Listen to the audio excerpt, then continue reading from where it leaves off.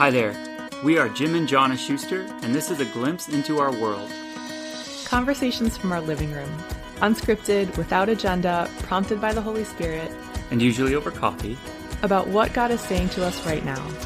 No promises on what you'll get. Rev bombs, rants, breakthroughs, victories. It's all fair game. But we hope it's a place of encountering the depths of the Lord together. So come explore with us here on the Catholic Revival Ministries podcast. Well, hey, it is our first podcast from Southern California. SoCal, yes, exciting. We just moved here this summer. Yeah. Been here a couple months, still unpacking some boxes, but mostly in. Yeah. So for any of our listeners who missed the update, we now live in the Los Angeles area, which is very exciting. Very different from NorCal, and we are loving it so far. Yep. Already got out to the Getty Museum. Yes. Got to see some art and culture. Yep. Drove the Pacific Coast Highway for my birthday. Yes. It was awesome. Yeah, it's been good to be here. And so what's God been saying to you, Jonna? So in the midst of a big summer of packing and moving and all the chaos that comes with that, I feel like now that things are starting to get settled a little bit, I'm getting some clarity from the Lord about certain things that he was doing for the last several months as we were preparing for our move that I hadn't been able to really make sense of. It was more like I was observing certain things in my own life, in my own interior life, that I was just like, oh, that's a little different. And I think what it boils down to is as we were preparing to move here, I felt like there was a shift that was taking place in my heart, but I didn't understand that's what it was. I didn't know what I was shifting towards. I just kind of was noticing I had some interest in some new things. Like as we were preparing to move, I was like, oh, I can't wait to get down there and hit the streets, do some street ministry. And I don't even know what that looks like right away, but I really want to get out there. And I also was like, oh, I just really want to listen to pop music. I don't really want to, I'm not interested in other genres right now. Just give me more pop music or stuff like, oh, I can't wait to get down there and hang out among the creatives and just kind of observe their process and people watch even. And I'm not even a big people watcher, but just to be kind of in that environment. Also, once we got down here, I was finding interest in things like, oh, I want to get involved in our local neighborhood activities because there's a whole bunch of stuff that our neighborhood does. And they go like all out for, decorating their houses for holidays and that kind of stuff. And, oh, maybe I'll take a class at the community center. And so all these things that were kind of like just different for me. Like I normally don't get passionate about that stuff.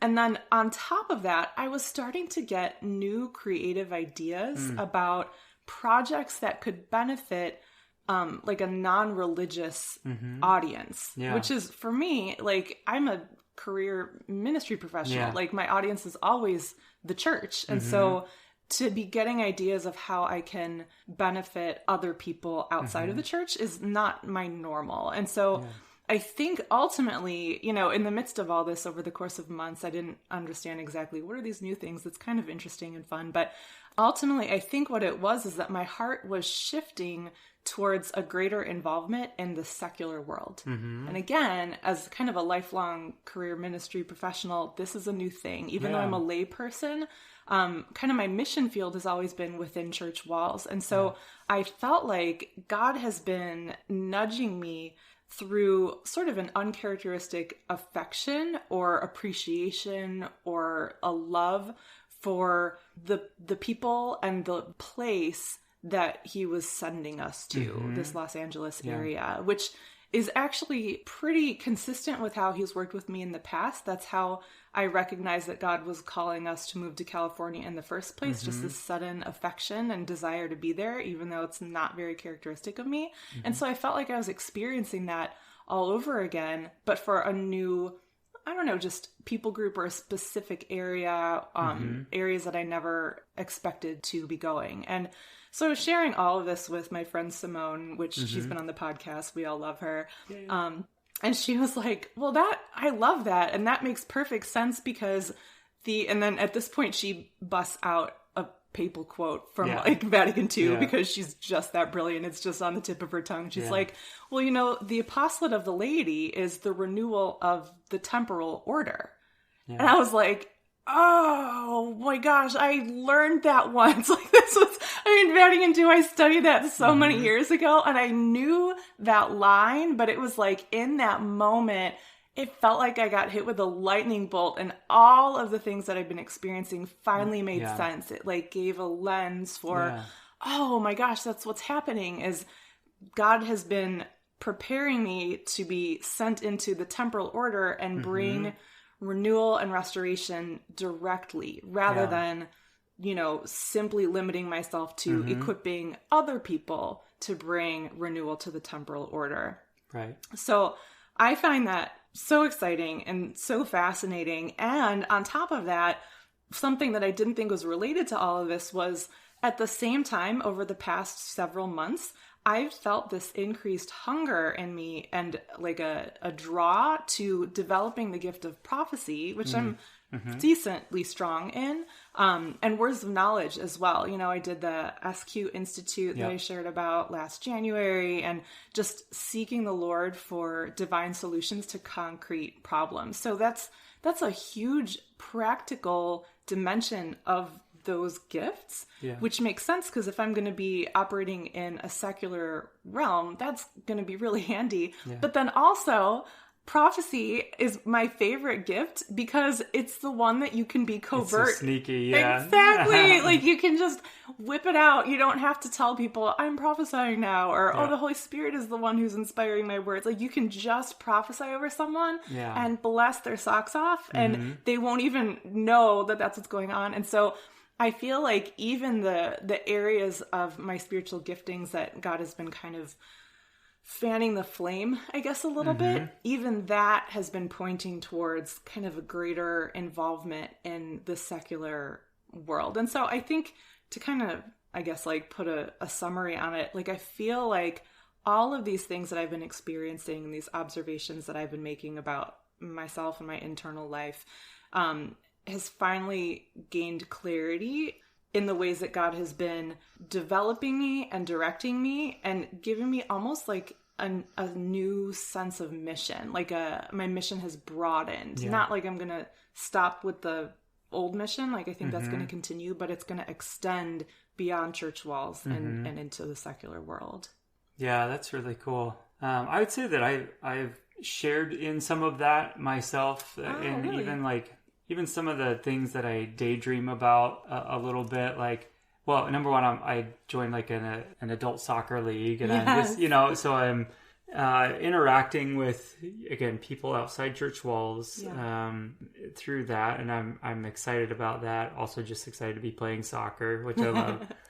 And then even just like I have these thoughts of like, I wonder maybe, would I ever be interested in coaching a soccer team, like a youth soccer team or something like that? And there is something exciting about this idea of like being 11 in a secular space where Christianity is not necessarily on the pedestal, and probably some people around you are Christians, but others certainly are not. And what can it look like to bring God into that space in either overt or covert ways, like you said. Yeah. And I love that I'm kind of recognizing this, and we're talking about this during the season of Advent. And I'm really excited to engage with this season from that perspective of, for God so loved the world that he sent Jesus into the world. Like he didn't despise the world. He loved it. And so he sent his son to save it, to redeem it, to restore it. And so kind of mirroring that and reflecting on that, and having my own experience to draw from of, I so love the Angelinos of Los Angeles that I'm eager to get on the streets and bless them and love on them. And, just kind of appreciating, what's in the heart of God, and his whole motivation for sending Jesus into the world. Yeah, I wonder too if part of it has to do with us kind of coming into our land, because we knew when we moved to Northern California, we knew that was transitional, and we never had intentions to be there for an extended amount of time. Yeah. But I think there's a little bit of like, hey, if we're going to settle in this space, we want to take ownership of that. We want to really be here. We want to be invested in the community, and I feel like that might be part of what's drawing our hearts there as well. Yeah. Yeah. No longer a season of being nomads. Yeah, exactly. Yeah. Yep. So what about you? What has the Lord been saying to you lately? This sounds like he's also been speaking to you about the topic that I was just sharing about, but is there anything else? Yeah, I mean, more so when you talked about it, I'm like, oh yeah, I've been going through that too. So I wasn't really recognizing it until you brought it up. But no, I was just thinking of sharing about, I read a book recently. It's Supernatural Saints. It's a pretty brand new book by Patrick Rice of Encounter Ministries. Yes. And really enjoyed the read. And his goal is to kind of highlight that some of the stuff that both Encounter and Catholic Revival Ministries are emphasizing in our ministries of like going after spiritual gifts and developing these supernatural gifts from God.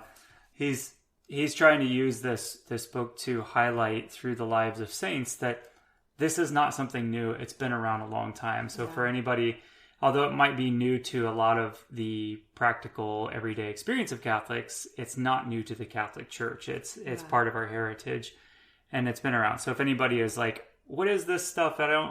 Prophecy, I don't think that's Catholic, is it? Like, and he's just making the point, no, like this has been part of our history the whole time. Yes.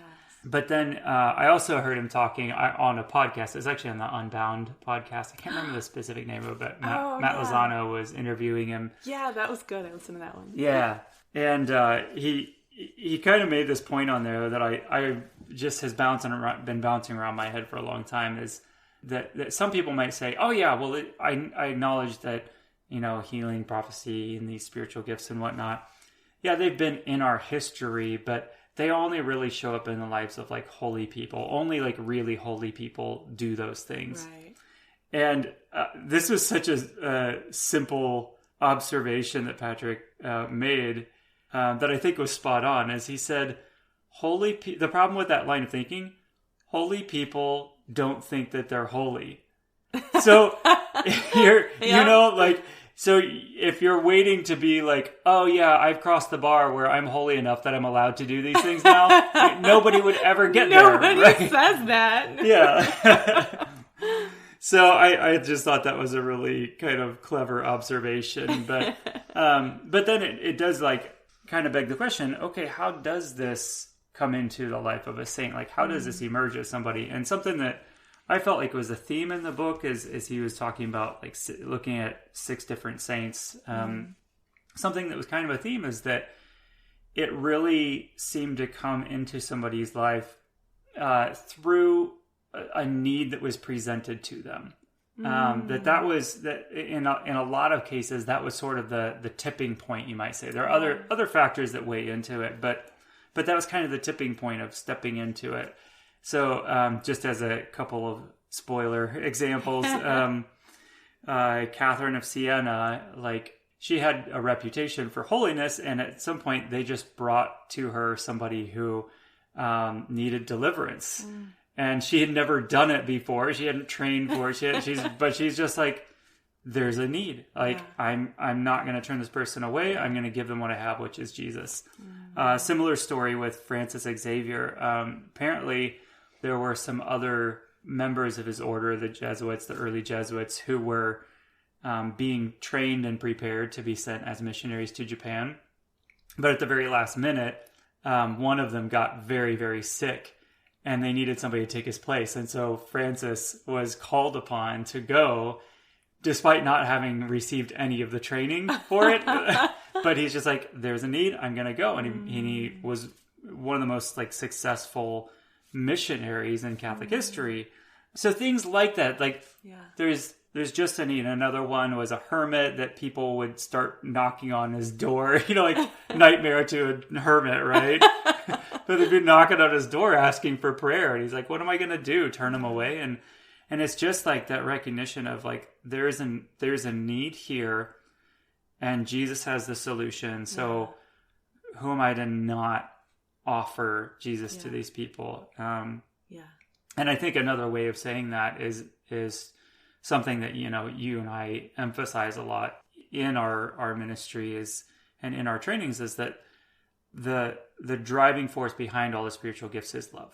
Yeah. Right? It's recognizing the need in somebody else. It's recognizing their suffering and what they're going through, and that they need this relief, this gift of the Lord to bless them and Oh, I love that. I love that the things that we talk about in the abstract have very concrete examples of what that looks like. You know, it's one thing to say, and this is what I do in my coaching sessions, is I coach people to connect with the heart of God, with the love that he has for the person that you're about to minister to. And you borrow from that love, you draw from that love. And so that's a great thing to practice. But if you're on, you know, in a situation and a need comes up, that's when the rubber hits the road, where it's like, okay, is love going to get activated in you in that moment? I hope so. Like, I hope we're docile enough to the movements of the Lord's heart for a person. And I also love how that driving force is love, but then pair that up with an awareness that the Holy Spirit doesn't operate in boxes of, oh, I didn't give you that gift. Oh, I'm sorry, this person's coming to you for deliverance. I didn't give you the gift of healing.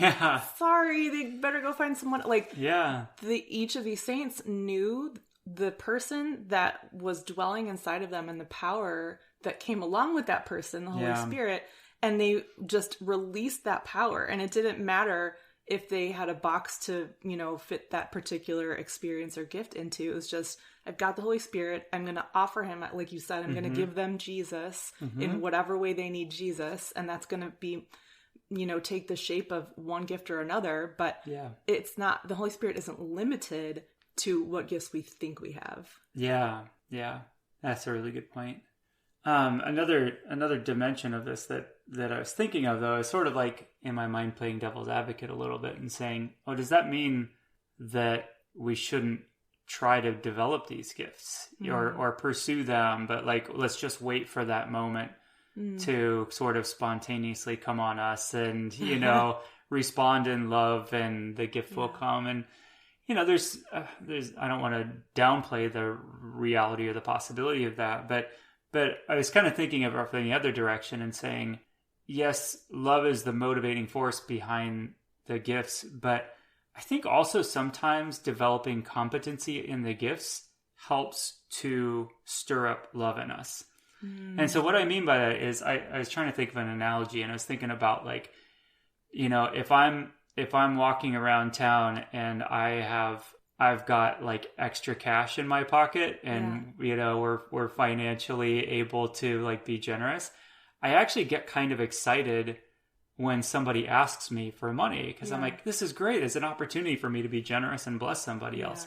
But when I don't have cash in my pocket and I know like I don't have anything to give them, like part of me is kind of like, don't ask me, because I don't want to have to like reject you, or I'm just like, I just don't have cash or whatever.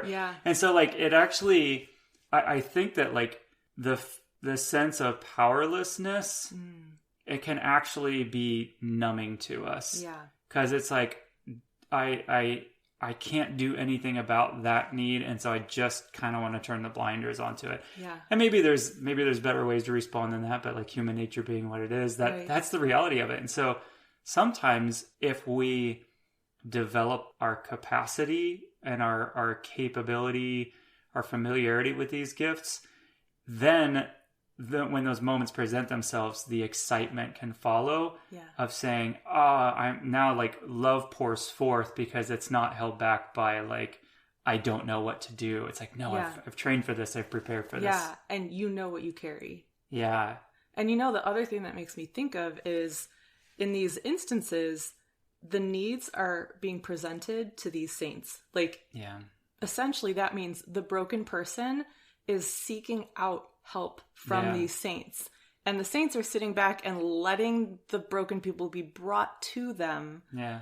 But that's not really the model that Jesus set up, is it? Like he trained his disciples, he discipled his disciples, and then he sent them out to the broken. Yeah. There's a missional component that if we don't go out actively looking for the lost, for the hurting, for the broken, the people who need the touch of Jesus, we're not exactly being missional. We're kind of just being passive and like, oh, if it happens, it happens. But are we really being missionary disciples? Right. In that instance, I don't know. Yeah, exactly. So learning how to operate in those gifts gives us the awareness and the confidence and the competence to respond to needs as they are brought to us. But also, if I know that I have the capacity to set someone free or to heal someone or to shift their heart to a posture of hope from despair or something like that, I am not going to keep that to myself. Like, how dare I keep that to myself? Yeah. So